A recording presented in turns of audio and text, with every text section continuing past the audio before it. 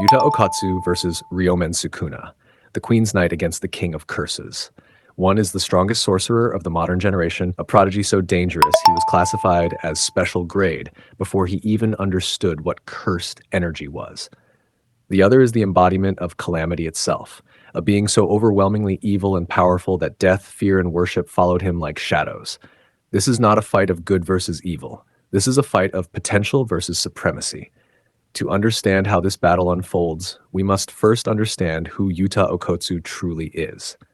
Yuta is not just powerful, he is abnormal. His cursed energy reserves are described as bottomless, rivaling or even surpassing Gojo Satoru's. But raw energy is only the surface. What makes Yuta terrifying is versatility. He does not specialize in one overwhelming technique. He adapts, copies, and overwhelms through sheer flexibility. At his side stands Rika, the Queen of Curses. Not a simple Shikigami, not a summoned beast, but a manifestation of boundless cursed energy and emotional will. Rika grants Yuta access to copied techniques, massive physical reinforcement, and weapon storage, turning him into a walking armory of death. Yuta can use reverse curse technique not just to heal himself, but to heal others mid-battle. He can fight while sustaining fatal damage and simply undo it seconds later. His swordsmanship is elite. His battle IQ is calm, surgical, and efficient. Against special grade curses, Yuta does not struggle, he erases. But Sukuna is not a curse in the traditional sense. Sukuna at 15 fingers is already a monster beyond comparison. This is not his peak, but it is far beyond anything most sorcerers could survive for even a moment. At this level, Sukuna possesses overwhelming speed, precision, and lethality. He does not waste movement. He does not overextend. Every action is calculated to kill. His slashing techniques, cleave and dismantle, adjust automatically to the durability of their target. There is no blocking, no tanking, no resisting. If Sukuna decides to cut you, your defense becomes irrelevant. And then there is Malevolent Shrine. Domain expansion.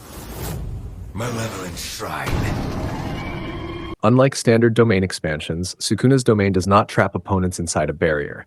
It manifests directly into the world, covering a massive radius and continuously attacking everything within it.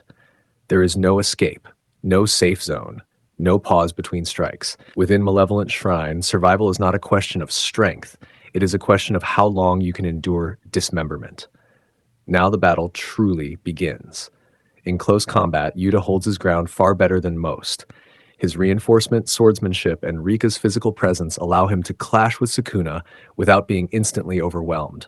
He can block, counter, and retaliate in ways other sorcerers simply cannot. But Sukuna is faster, not just in movement, but in execution. He reads openings instantly. He adapts mid-fight. Yuta may land blows, but Sukuna lands lethal ones. This is where Yuta's greatest advantage comes into play. Copy. With Rika fully manifested, Yuta can unleash multiple techniques in rapid succession. Cursed speech to immobilize, Shikigami-based attacks to divide attention, barrier techniques to disrupt spacing. He can layer offense in ways that force Sukuna to stay alert, rather than dominate freely. But Sukuna is not unfamiliar with hacks. He has countered techniques on instinct alone. He has analyzed enemies in seconds and dismantled their strongest moves with ease. Tricks that overwhelm others only delay him. The moment Sukuna activates his domain, the battle shifts irreversibly. Yuta has no confirmed domain of his own. That matters. Without a domain expansion, to clash against Malevolent Shrine, Yuta is forced into pure survival. He can heal, he can reinforce. Rika can shield him. But the slashes do not stop, they adapt. They carve continuously. Even with reverse curse technique, there is a limit to how much damage one can undo while being cut apart dozens of times per second. Yuta's only real win condition is overwhelming Sukuna before the domain activates, or forcing a critical opening through copied techniques and Rika's full power. And here's the harsh truth. Sukuna does not underestimate opponents like Yuta. If he recognizes Yuta as a genuine threat, and he would, he does not play. He escalates. He cuts deeper. He ends the fight.